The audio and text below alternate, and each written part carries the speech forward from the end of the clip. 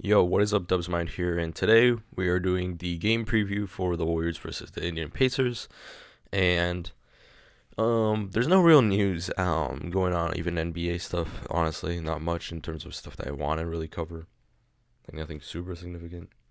And for Warriors stuff, there isn't much. So just to touch upon the last game, pretty terrible. Obviously, we lost against the Bucks without Giannis. I think it was mainly just due to the fact we let Ryan Rollins get a revenge game on us, but I don't know. Players like those always tend to get revenge games on us. It's like I'm not like super surprised, but it's still annoying to see this nonetheless. Because I bet you that this Sac Milwaukee game, Ryan Rollins is not going to be scoring a single point, or even okay, maybe that's too much, but he's not going to be scoring double digits. I feel like there's a chance that's going to happen. Again, we'll have to see. Maybe he is legit because he did score 25 the game before ours too, but that's what happens with the Warriors is that we have people that just like go crazy against us, and then the next game they just can't even play for anything. Like they just suck so much. But that aside, whatever. Also, I think Steph just didn't get going at all. They played pretty solid defense, but I feel like we just didn't do a good job of giving him the ball. And then turnovers, obviously. Again, this game is in a similar situation, but at least at this one, you kind of know that they're gonna be shorthanded. Because for the Bucks game, dude, like if you guys saw my preview video, Giannis was a probable. So there was a good chance he was playing that game, but he got ruled out last second. So in this case, we are prepped to play against a team that we know is already shorthanded beforehand. Okay, in the case of the Bucks, it was different because it was like last second. So maybe that was also a little hard for the adjustments and everything of how to play defense against a completely different lineup. Because a lot of people tend to say it's like, oh, if it was strong, like a really good player is out, then obviously they're gonna be worse, which is true. But they end up playing a very different brand of basketball, especially when their very best players out. So that tends to change a lot of defensive things. So in the case of the Pacers, though, we already knew about the fact that the whole roster is pretty short-handed. So we better win this game, that's for sure. So yeah, we aim to Indiana aims to end the 5-game slide that they have. So we better not lose. Matchup predictor has a 70%, while they have the Pacers has 30%. Same players for the Warriors. I'm not really going to go into detail. Obi Toppin, Johnny Furphy, Andrew Nemhard, Bennett Mathurin, and Cam Jones. So wait, Obi Toppin's out. Seems like a long time. Oh damn, it's a foot injury.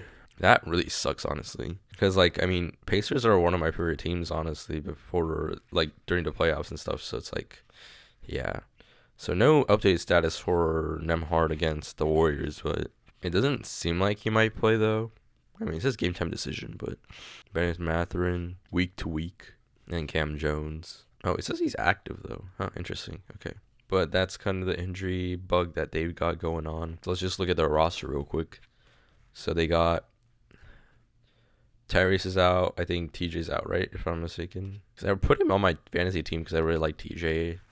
He's a good get, but nah, he got, I think, injured. I expected to miss at least 1 month of action from October 9th. So, yeah, still a little bit more till TJ plays. But why is he not on this? Because I knew about this. Why is he not on the injury report for them? What the heck? Oh, he just doesn't show. So then obviously Tyrese is also out here too. So, okay, that's that. I was about to again do my prediction of the starting lineup, which I keep forgetting that I can just look at the previous games now because the season actually happening. So it's gonna be Quentin Jackson, Aaron Nesmith, Isaiah Jackson, Jarris Walker, and Pascal Siakam. Ben Shepard, Ray J. Dennis, Jay Huff, Mac McClung as kind of like their main bench players. Yeah, I mean, if we don't win this game, man, I don't know what to say, bro. Honestly, if we lose this game, honestly, sound alarms. I don't even care. I don't care if it's this early into the season. Sound alarms, because we should not be losing to this team. I love me the Pacers, but dude, we should not be losing to them. Because even Pascal's kind of struggling, bro. I mean, he's scoring more, but his efficiency took a huge dip. Like, look at that, 9%, pretty much 10% lower field goal percentage, while maintaining a little bit of a better 3-point percentage, which means his 2-point percentage is really terrible. And what I saw is his free throw percentage is super terrible too, 56%. That's typically for a percentage for like a center that can't really shoot. So that's pretty bad. Cause yeah, his counting stats are up, but it's gonna be up obviously when you're now the number one option instead of Tyrese being the number one option. Honestly, for the Warriors to win this game, play solid defense, obviously limit the turnovers. Let's see, what is this team good at? The rank number 1 is for field goal attempts, which is like, I mean, that's cool and all, but whatever. Because it's like your field goal percentage is the worst in the league. Your 3-point percentage for taking 5th most attempts in the league is close to pretty much being last in the league. I guess they rebound the ball well. They rebound the ball really well. So getting on the boards, super important. Once you do that, that's like the only good thing that they really do. So take away the rebounds, you should be in a good spot. So rebounds and just keeping the turnovers to a, reasonable amount. Maybe like 14, 13 for the whole game, which is pretty solid. So yeah. Yeah, that's about it though, honestly, because there's not much to talk about. I guess X Factor. So I was not wrong about JK being kind of like the X Factor, but it wasn't enough because I kind of put that forward that, Giannis being, or not Giannis, Curry being able to score was like kind of not like a full given, but that was going to be, a main thing too, but that didn't happen, so we lost. But I wasn't wrong about JK kind of eating, because I didn't give the Bucks enough credit for their perimeter defense, but I was completely correct about their interior defense being buns. And I feel like, especially since they didn't have Giannis, but I think it's much more of a similar thing with the Pacers, and even worse. Maybe not worse, just because Bucks didn't have Giannis, but yeah, I think JK should eat, but I won't make him an X Factor because I've been making him the X Factor for so long. I'll say Steph though. I know I said Steph last time, but that was contingent on the fact that obviously that he didn't score much on the previous games, but he didn't play much of a bad game, again, like I said in the previous video with those previous 2 games before the Bucks game. But in the case of the Bucks game, he played pretty bad, I feel like. So I think he's up for a potential bounce back game. If not Steph, I'll probably say Pods maybe, just because he played okay last game, and he typically wants to play well when he plays against Milwaukee, because that's just where he's from, but he couldn't really do that, so he's probably pissed about that.